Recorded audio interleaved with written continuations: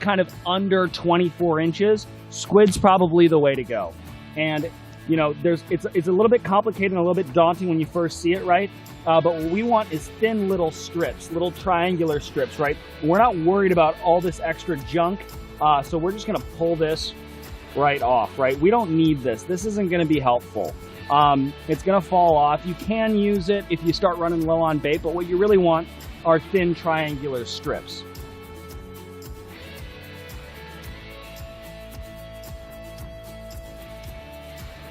This is what we're looking for. We want to turn these into triangular strips.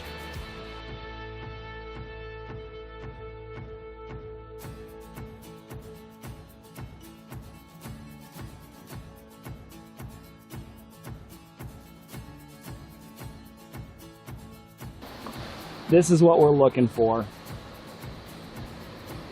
And we're going to put these on, I like to put these on the wide gap hooks. They're smaller, and they also have this gap here so that you can easily double hook them.